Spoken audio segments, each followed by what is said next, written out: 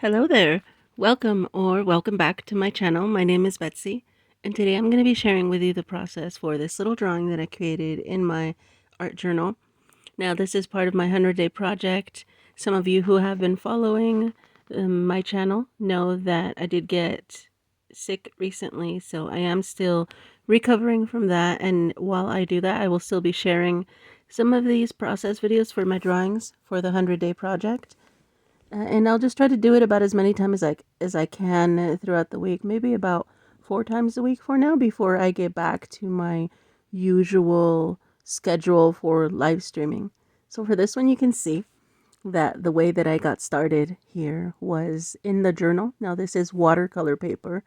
I did already have a really simple kind of gradient of blue and green.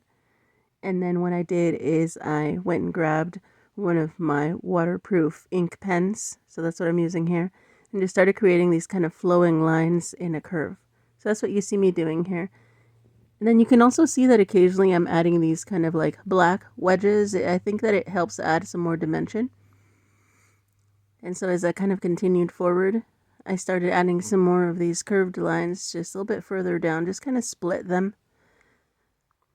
And then what you see me doing here is I'm just using a pencil to create these little kind of scribbles or squiggles. And then I decided to just go in the in-between spaces in there and just start adding black. So here you see the result of that. I wasn't sure how this was going to turn out, honestly, but I actually really liked the outcome. It almost looked a little bit like lace, or just like this kind of tattered paper or tattered fabric. It looked really interesting to me, so I really liked it. So there's the end of it. You can see that I just kind of drew a line around the outer border of it.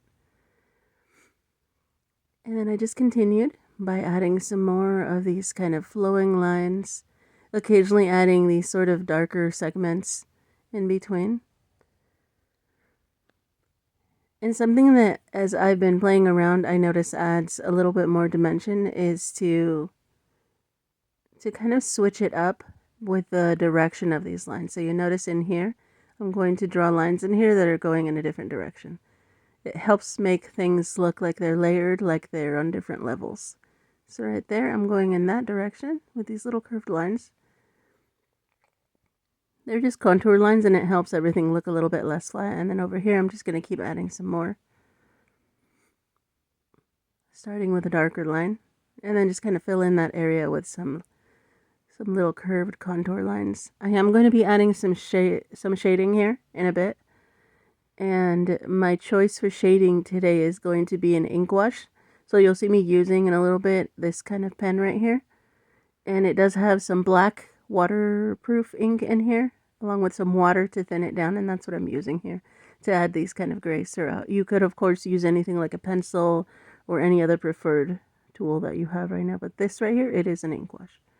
And so I just add a little bit, and my goal here is, as that dries, to come back and add more layers throughout the process once I notice that it dries up. So right now I'm just switching back to adding some more of the line work here.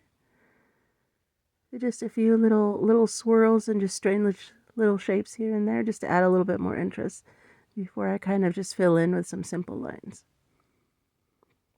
So there it is for that bottom part right there. And I'm just adding a little bit of that ink wash right there along the edges. You'll notice it really starts to help add some dimension here. It starts looking a little less flat, and there I'm going over some of those spots again. So up here on the top, I just recreated what I did on the bottom with some of those kind of squiggly lines. And then I'm just going to use my pen to fill in all those little tiny spaces in between. I really like the way it turned out on that bottom, kind of on that bottom area. And so I decided to replicate it right here. It looked really nice. So that was pretty good. Following those little contours and just those strange little shapes inside of there really kind of gave it and add a little point of interest to the drawing. So there I'm just going to continue doing it almost all the way over to the right side of the drawing. It's almost like it's got some lace growing out of it or something like that. And I'll just top it off with this line along the top just to kind of close up that area. And then what you'll see I'm just going to do is going to continue along the top, adding a few more lines there. So here they are, they're going in a different direction now, and then I'll just continue working with that.